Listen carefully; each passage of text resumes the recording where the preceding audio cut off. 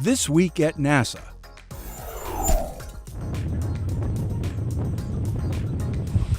President Obama and family members arrived Friday afternoon at the Cape Canaveral Air Force Station aboard Air Force One for a visit to NASA's Kennedy Space Center. The first family boarded the Marine One helicopter and headed to the Orbiter Processing Facility at KSC for a tour. Inside the OPF, the Obamas were given a close-up look at Orbiter Atlantis, which is undergoing pre-flight preparations for its and the shuttle program's final mission, STS-135. That flight has been targeted for late June. The president also visited Kennedy's Launch Control Center, where he briefly met and talked with Endeavour Commander Mark Kelly and the 5 other STS-134 crew members.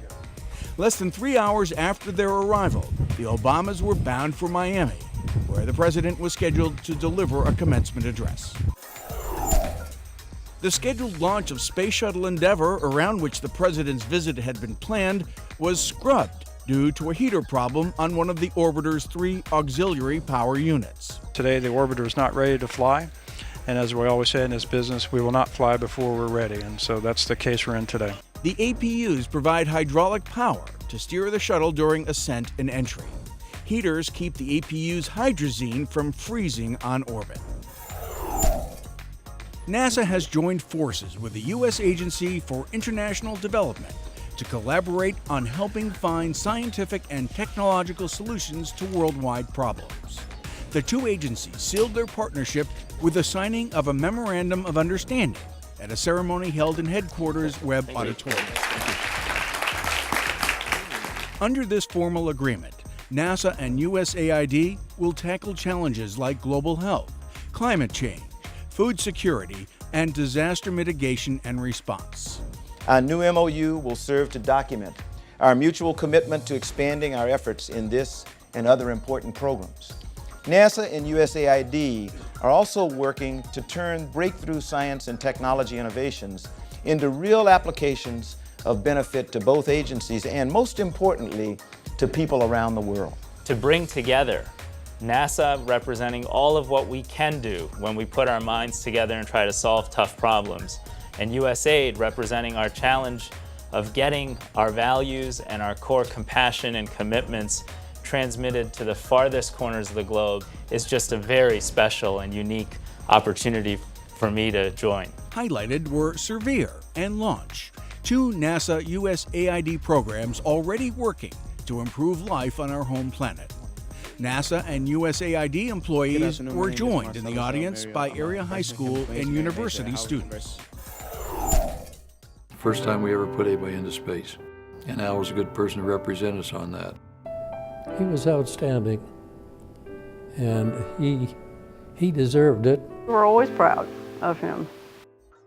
Alan B. Shepard Jr., the first American in space, was posthumously honored with NASA's Ambassador of Exploration Award during a ceremony held at the U.S. Naval Academy Museum in Annapolis, Maryland. Shepard graduated from the Naval Academy and, in April 1959, was selected as one of NASA's original 7 Mercury astronauts. On May 5, 1961, he launched from Cape Canaveral, Florida, aboard the Freedom 7 spacecraft on a 15-minute suborbital flight that carried him to an altitude of 116 miles and into the history books. Roger, 2G, Kevin Holding. That was part of my life, was the challenge. And here you had, yes, a new environment, but, you know, for fighter pilots who fly upside down a lot of the time, zero gravity wasn't that big a deal. Shepard's family was presented with the award, a moon rock encased in lucite. Julie, Alice, and I take great pride in presenting NASA's Ambassador of Exploration Award to the United States Naval Academy for display in the Naval Academy Museum. The sample was among the 842 pounds of lunar material collected during 6 Apollo missions from 1969 to 1972.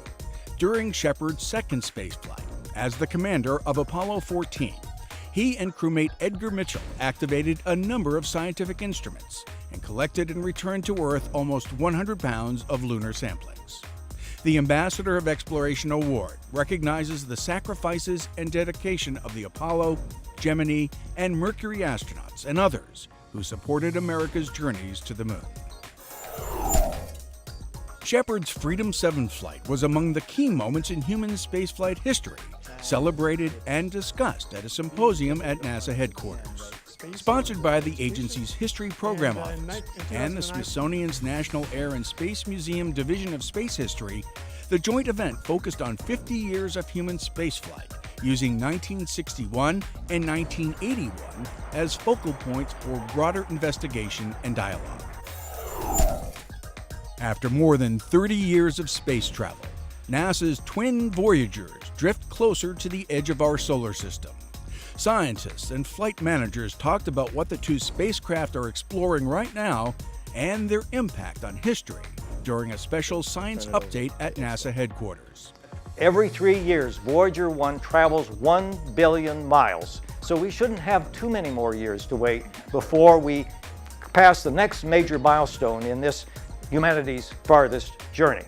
Voyagers 1 and 2 were launched in September and August of 1977. They continue to operate and return data from a full complement of science instruments. Scientists believe that both spacecraft may have enough electrical power and propellant to continue their mission through 2025. Poised to enter the area known as interstellar space just a few short years from now, the Voyagers are more than 9 billion miles from our sun. And now, Centerpieces. Promoting student participation in STEM, science, technology, engineering, and math courses and careers got a boost from recording artist Pharrell Williams, who along with NASA hosted an education event at Williams Farm Park in Virginia Beach, Virginia, designed to encourage students to pursue these fields. Williams, a Hampton Roads, Virginia native, and Leland Melvin, NASA's Associate Administrator for Education and former astronaut, spoke during the program and encouraged students to follow their dreams. STEM stands for science, technology, engineering, and math. You guys are the future, and there's nothing that you can't do. It takes action, it takes hard work, it takes dedication, and it takes belief in yourself.